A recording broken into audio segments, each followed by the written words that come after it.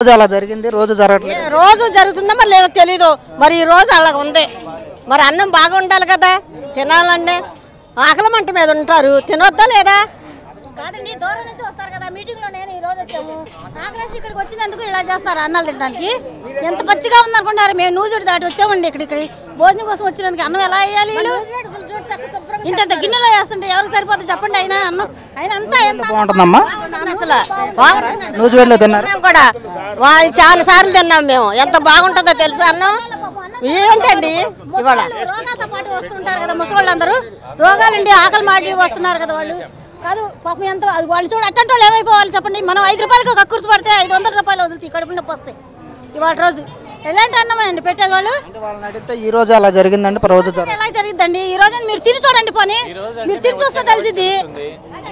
ఎన్నిసార్లు అందరికి ఎలా చేస్తున్నారు? లోకల్ ఆకలి మంటతో పని చేసుకునే వాళ్ళు వచ్చి తింటున్నారు, పచ్చిదో పచ్చని తీరేస్తున్నారు. వాళ్ళు ఎన్ని రోగాలు పాలు అవుతున్నారు ఎవరు తెలిసింది? చెప్పగలుగుతున్నాము, మీరు లేకపోతే ఎవరికి చెప్పాలి? ఏం లేదు కదా. ఇంత అన్యాయంగా ఇప్పుడు టయానికి వచ్చి భోజనం చేస్తామని వస్తారు, ఇక్కడ భోజనం బాగాలేకపోతే ఏంది వీళ్ళ మా పరిస్థితి? మేము కడప జిల్లా నుంచి వచ్చామండి. మామూలుగా అన్నాక ఇప్పుడు చేశారని మీరు చేసాము, కడపలో బాగుండింది.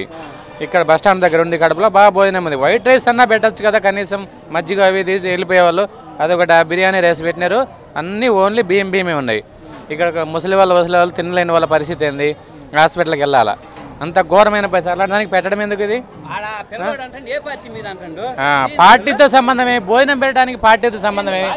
మరి ఇంత దారుణంగా ఇంత ఎండలకు ప్రయాసపడి 1.5 గంట సేపు లైన్లో నిలబడారు చాలా మంది పాపం. ఏదో భోజనం చేద్దాం కొద్దిగానని వీళ్ళు ఈ పని చేస్తే ఎట్లా ఇదేసారు?